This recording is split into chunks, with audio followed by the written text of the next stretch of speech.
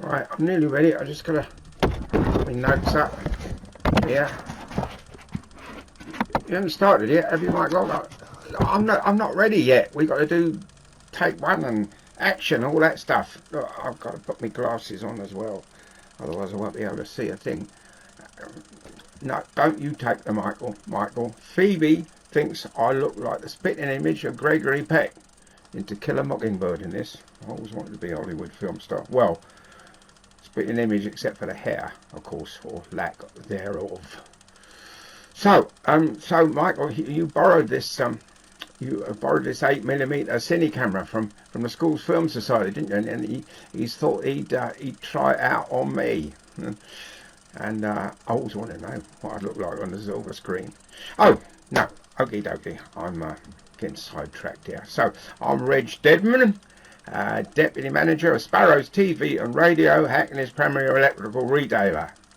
Says here. So it's August the 7th, 1962, and Gary's taken Phoebe up the seaside and left me in charge. So I thought, well, I'll be a film star for 10 minutes. Well, I can't, no, Michael, I can't do more than that, because I've got a consignment of these new Grundig tape recorders being delivered. Those are going to pay 30 guineas to hear themselves droning on. I've no idea. Especially something made in Germany, eh? But, you know, Gary, he's always been ahead of the game. He said transistor radios would catch on, and they have. And he banned you, didn't he, Michael, from going on a school trip to Berlin last summer, in case he got stuck on the wrong side of the wall. Well, nobody knew what he was talking about until it went up. And well, look, he even forecast, didn't he? He even forecast Tottenham Hotspur would win the double in 1961. He made a tidy sum on that, I can tell you.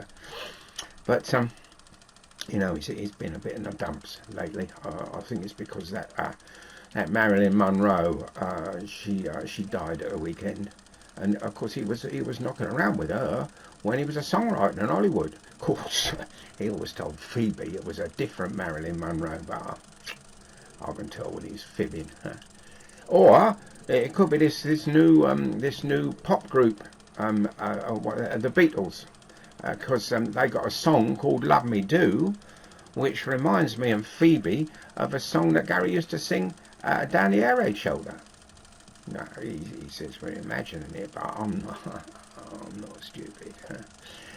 I bet he sold it to him, but he can't let on because of him being still with the MI5.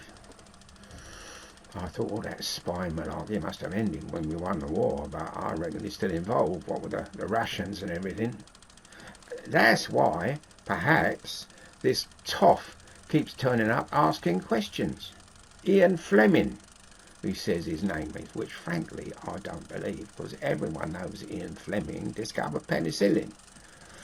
But he claims he's an author who met Gary at Noel Coward's housewarming party. But if he's an author, why is he so interested in what Gary was doing during the war?